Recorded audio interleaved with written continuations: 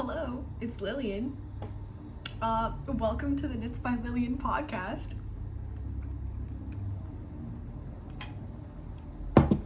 Okay, so chances are you've seen a knitting podcast before. I've seen a knitting podcast before. I'm gonna do the regular formula for now. Why do we call it a podcast? Like, you can see me, I can see you. Here we are. So I suppose I should give myself an intro. This is gonna be so chaotic. I'm so sorry. My name's Lillian. I am a knitter, knitwear designer, maybe crocheter, we'll say that, but it's debatable. I live in Michigan. I have a job outside of knitting. I work in surgery. That's a whole other thing. This isn't about that. This is about yarn, okay? The priority. So let's jump into it. This is one of my designs and the pattern's out and I'm really excited about it. I'll give you kind of a better. This is the Imogen pullover. We've got an all over repeating cable motif. I'm trying to hold it up so you can see. So it's got a little kind of double cable twist situation. We've got a twisted rib. We've got a folded collar. This is in Pearl Soho line weight, but it's held double because who has time to knit a full garment in a fingering weight held single? Not me, girl. Something exciting about the pattern. It also comes in a slip over. This is actually the first slip over I've ever designed. A lot of my testers were having issues with the cables, which honestly, so did I. It took a long time to make. It's a big garment, okay? So I wanted to figure out a way to make the pattern a little bit more accessible to people who wanted the cable motif, but maybe didn't want to spend 8 years cabling. So here we have a slip over. Same folded collar. I just added a little bit of ribbing on the armhole edge. It's not really a sleeve. The cuff of the arm, if you will. This edition, I did a split hem. So you could do that on the sweater. A couple of my testers did. I thought it looked really cool. I was kind of thinking about throwing it in there anyway. So popped that on there. This sample is in drop air, just one strand. So it's a lot lighter than my original sample. There's like twigs on here. Who even knows? Same cable motif, same shaping. So it's a drop shoulder construction. So that means that you start casting on across this top edge. You then work not fully across the row, you work partway, and then the next row you work a little bit farther, and then a little bit farther. So you end up working this sort of trapezoid first. And then you work that down to the bottom of your sleeve, your armhole, flip over to the front, pick up stitches along that spot where you cast on. Then we work a little bit of collar shaping here, kind of works into the cable pattern.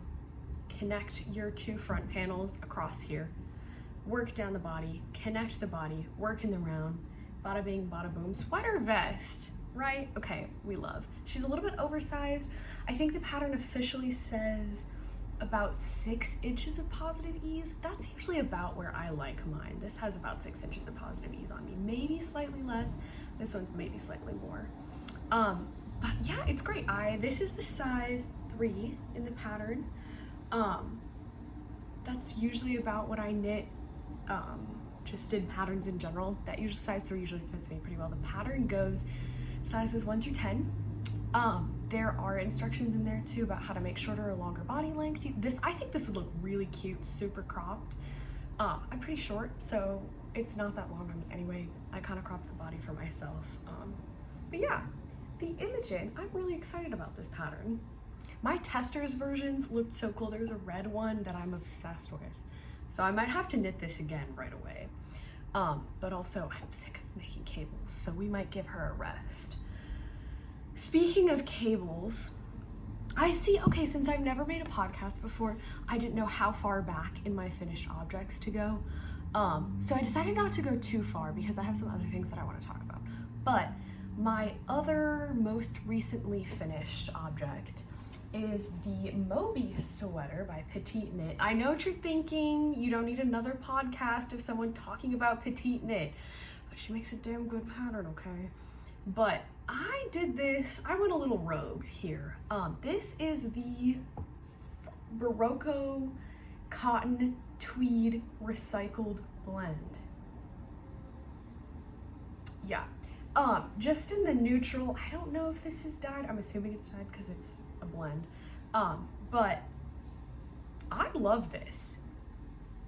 I'm not a mohair fan. Okay, see, I'm torn.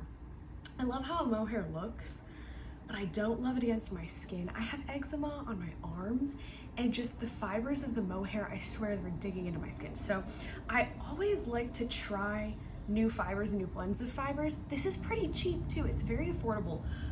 It held the cables really well. I was honestly really impressed. I was afraid it was gonna be a little bit droopy, saggy.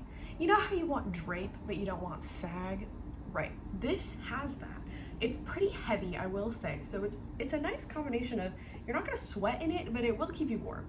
But I love this. She gave instructions in the pattern of some way to do this sort of cross-hatching cable without a cable needle. I just did it the way I know how, so it might look a little bit cleaner if you do it her way, but I'm a corner cutter sometimes, I'm not gonna lie to you.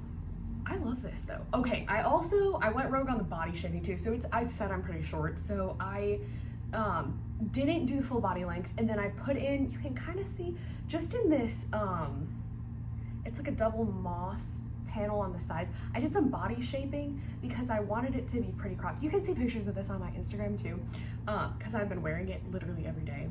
I wanted it to be cropped. You know that silhouette where you have big pants and then you have a big cropped top, but it kind of tucks in at the waist?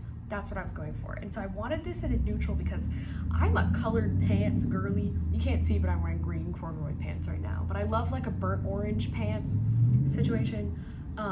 So I wanted a neutral cable, but not overwhelming cropped sweater to go with it. So here we have that. I think it turned out really nice. She's blocked, she's been worn, she's old news now. Okay, so that's all I have for finished objects. I'm kind of in a 9,000 whips era. Honestly, if you know me, I'm always in a 9,000 whips era. I'm not someone who hesitates to cast something on just because they haven't finished the last thing they cast on.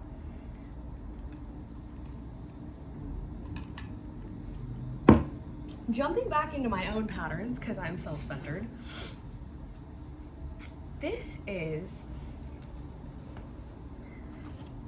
my chunky quick knit basic beginner sweater. But look at that yarn blend. I feel like it's coming across as gray, but it's blue in real life. So I released a pattern. It was like the second pattern I ever designed, and I wanted to make a really basic chunky raglan sweater, kind of a balloon-y sleeve situation. And so because it was so early on in my pattern designing, and because I wanted it to be accessible to beginner knitters, I didn't do any short row shaping, I didn't do anything fancy. So I'm giving the pattern a refresh. So if you're interested in test knitting something that's gonna take like 4 seconds to knit because it's on US 15 needles, let me know, shoot me an Instagram DM, because I'll have this pattern tech edited hopefully in the next few weeks. I just have the bottom ribbing left. Originally, I designed this pattern in a very chunky, like marled gray yarn. It was really pretty, but I want to do expanding sizing, and I want to do short row shaping, and I want to give people an option to shape the body. The short row shaping in this new version is going to be optional, because I know a lot of people will reach for a raglan the first time they're ever knitting a sweater. I mean, I did. However, the first thing you do in most raglan patterns is German short rows. And that is so overwhelming if you've never knit a garment before. Like if you're going from a square or a scarf or garter to knitting in the round and then trying to do short row shaping, it's too much. I like the way that it makes the collar sit. So short rows, if you don't know, are worked usually along the back, sometimes down into the sleeves as well, to keep the front of your collar from riding up like this. So this is a bad example because it's not a raglan, but the way that the collar sits kind of down below your throat, versus if there's no shoulder shaping and no raglan, it tends to kind of ride up into your throat. It's just not as comfortable. It doesn't look as pretty. It doesn't sit as well. So optional short rows. I had a lot of random yarns in stash. So this is a kind of conglomeration of those. I've got a strand of Drops Air. I've got a strand of Drops Flora. And then I'm so sorry, I have no idea what this yarn is. It is a merino fingering weight yarn, hand dyed, that I won in a yarn giveaway from a local yarn shop in Columbus last year. I'm so sorry, I have no idea the details, but it's this really pretty kind of teal. There's some nice variation in it. Like you can kind of see there's like some strands of purple. I'm trying to, there we go. There's some yellows. So I'm really liking the way that it's kind of giving this some depth. You can see some of the other color flecks in here. I just think it looks really interesting. But I thought it would be a lot on its own, so holding it with 2 other fibers is really toning it down. My unofficial project bag, that's just a canvas tote bag. So test call for that will be coming hopefully soon. I also, see now if I'm saying this, someone's gonna hold me to it, but I wanna do a cabled version. I wanna do big, chunky raglan cables, big, chunky raglan cables. I'm a cable girly, I love them. I'm trying to hold this up so you can see the whole thing. She hasn't been blocked, so give me some grace on the weird puckering. But yeah, so that's one of the whips I've got working on. Okay, now we're gonna move into the 10,000 things that I'm knitting all of my family members for Christmas. So if you are my parents, if you're my sister, continue watching at your own risk, because I might show something that I'm gonna give you. If that doesn't bother you, oh well, surprise, surprise. So, okay, I am a public library bitch, okay? And you're saying to yourself, why does that matter? Well, my public library in Grand Rapids has knitting books.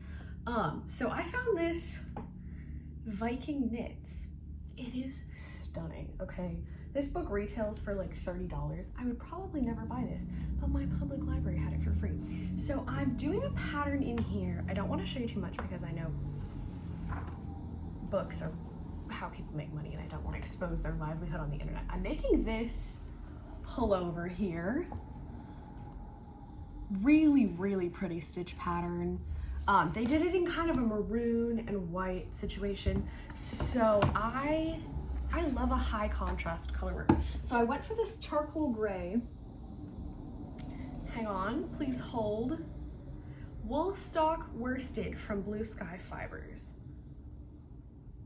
100% Highland wool. It's so pretty. It's a really nice kind of heathery charcoal. And I am obsessed. I'm obsessed with the way this is turning out. So I started making this for my dad because he's a big sweater wearer, works in the woods a lot, that kind of thing. Here's what we've got. I'm gonna have to stand up because this thing is massive.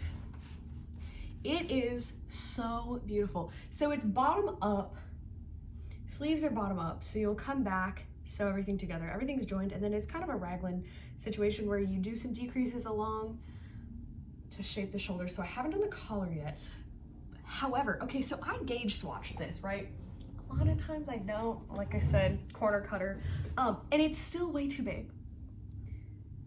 So I might give this to my sister because she loves a massive grandpa vibes thrifted vintage sweater. So I'm trying to figure out what to do about that, but I really love this. I think it's so pretty. It's not a construction I would normally go for, but I really like the all over colorwork pattern. I know a lot of colorwork patterns have just the yoke, or it's a circular yoke and then the colorwork kind of stops right about here and then it's just stockinette. Those are really pretty, but that wasn't what I was looking for. I wanted colorwork all over the body. So I'm really excited about how this turned out. My contrast color is a combination of several white worsted yarns I had in stash. To make things harder for myself, I've been alternating like 4 skeins every 4th row. Oh, we have a cat sighting. To make sure that you don't get visible chunks of this color white and then this color white and then this color.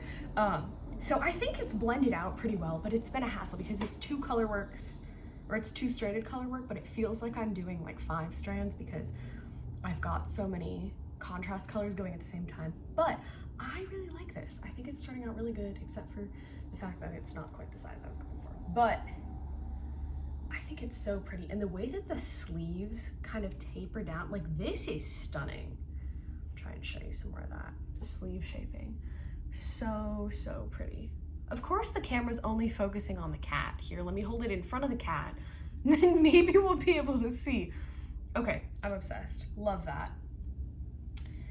Okay, actually, you know what? I think that's the only whip of the Christmas saga I'm gonna show you, because the rest of them are pretty, they're not very far along, to be honest. Oh, some dude is like watching me from the sidewalk.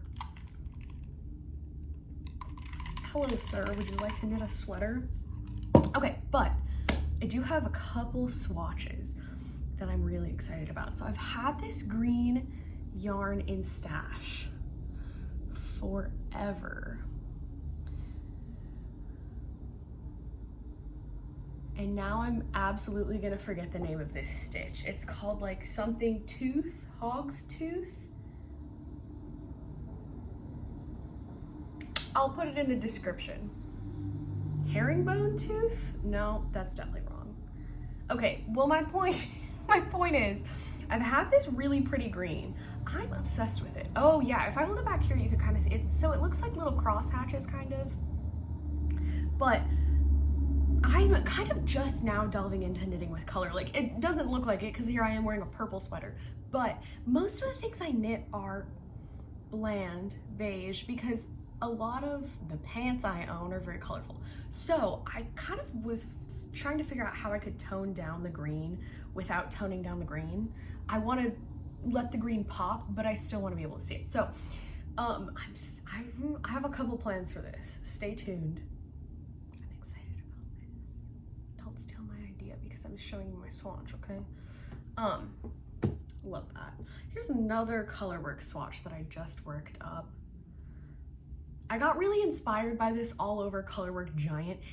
It makes sense why it's taken me so long because it's way bigger than I was planning on it being. So that makes me feel better about the fact that it's taken me weeks.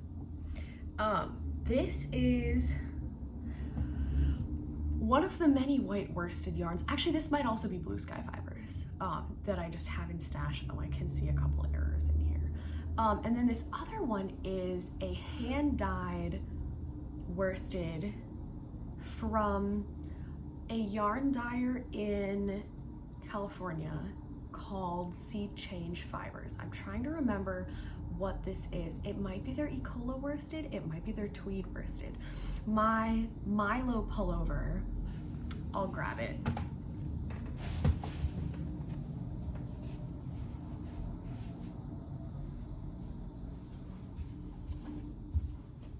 Just because I'm obsessed with this pattern and this yarn is so pretty and I never get to talk about it. So my Milo pullover is made in their Ecola worsted. It is the softest, most wearable yarn I think I've ever worked with. And it's so stunning. Look at that variegation. I am a brown hater. I don't wear brown ever. I don't think it goes with my complexion. I don't think it goes with my wardrobe. This single-handedly changed that, because I think I've just been picking the wrong ones. This is so warm, it's almost maroon. Anyway, this is their Ecola worsted, so Sea Change Fibers, check them out. Sacramento, San Jose area. I used to live in California, so they gave me some free yarn a while ago. But that color work is with one of their blends, so I'm really excited about that. But I think that might be the end. See, I was like, oh, this is gonna be so quick because I only have a couple things to talk about. Here I've rambled on for 20 minutes.